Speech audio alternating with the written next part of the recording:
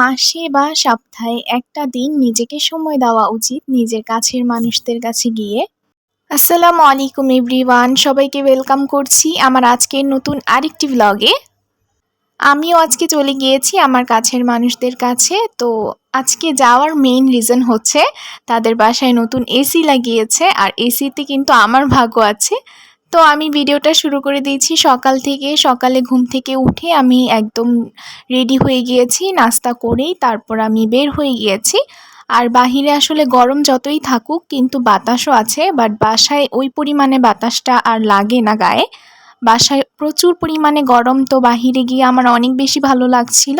আর তারপর তো আমি বাসায় চলে গিয়েছিলাম, আর গিয়েই তো আমি একদম এসিটা অন করে বসে গিয়েছি। আমার এত ভালো লাগছিল। যেহেতু আমি নাস্তা করে গিয়েছি প্রায় 10টা বা 11টা বাজবে এমন টাইমে, তো আমাকে ফল কেটে দেওয়া হয়েছিল, আমি একটু ফল খেয়ে নিয়েছি।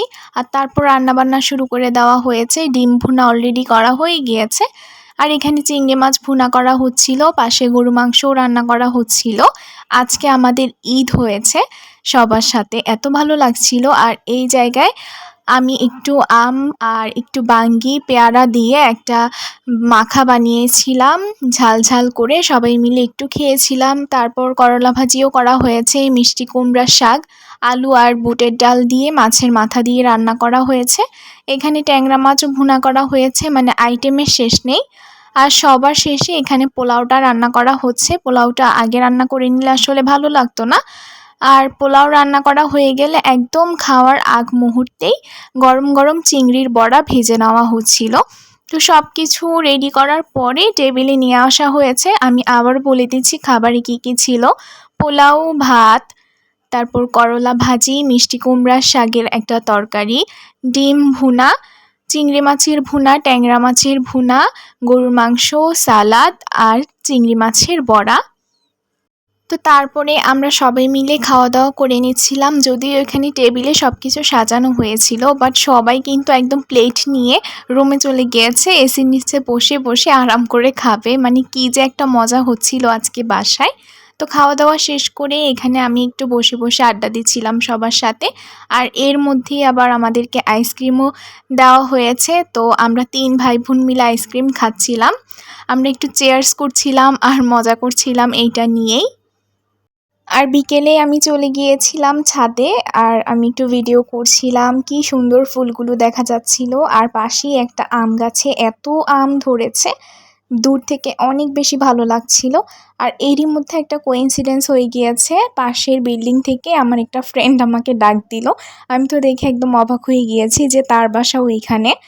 তো সেও আমার সাথে ওইখানে দাঁড়িয়ে আবার কথা বলছিল।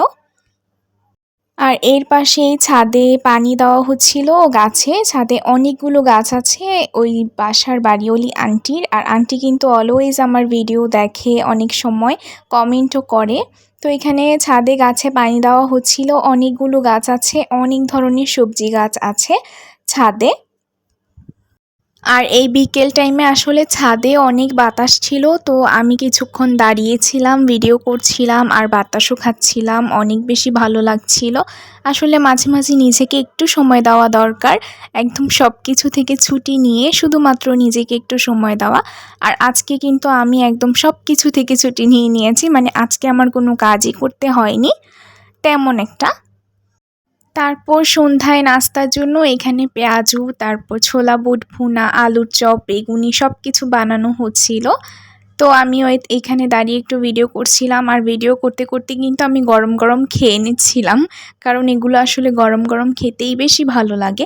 তো এর মধ্যে বাড়িওয়ালি আন্টি এসে বলছিল যে আমাদের বাসায়ও এসো। তো সন্ধ্যায় আমি আবার ওইখানেও গিয়েছিলাম। আন্টিও নাস্তার আয়োজন করেছিল, বাট যেহেতু আমি একদম খেয়ে ফুল হয়ে গিয়েছি তাই আমি খুব একটা খেতে পারিনি। আর আমি বলছিলাম যে এত কিছু করার দরকারও নেই। তবুও আন্টি এখানে তরমুজ কেটে দিয়েছে, তারপর আলুর চপও দিয়েছে। আর আন্টির হাতের আলুর চপটা অনেক বেশি মজা ছিল, মানে একটু অন্যরকমই ছিল। তারপর আমি আবার আন্টিদের বাসায় দোলনায় বসে একটু দোল খাচ্ছিলাম, আর এখানে আমাকে ভিডিও করে দেওয়া হচ্ছিল। এই দোলনার সামনে বসে আমি কয়েকটা ছবিও তুলেছি, আসলে অনেক বেশি ভালো লাগছিল। আর আমার এরকম বড় টাইপের দোলনাগুলো খুব বেশি পছন্দ। আর এরই মধ্যে আমি ভাবছিলাম যে আমি রেডি হয়ে বের হয়ে যাই, কারণ আমায় তো বাসায় চলে আসতে হবে। তো আমি বাসায় চলে এসেছি, আর এই তো দেখেন আমার জন্য কিন্তু আবার খাবার রেডি করে দেওয়া হয়েছে। সরি, শুধু আমার জন্য না, আমার এবং আমার হাজবেন্ডের জন্য। তো এইখানে গরুর মাংস দিয়ে দেওয়া হয়েছে, পোলাও দিয়ে দেওয়া হয়েছে, আর আমি পাশে একটু ভাত বসিয়েছিলাম কারণ আমি রাতে পোলাও খাবো না।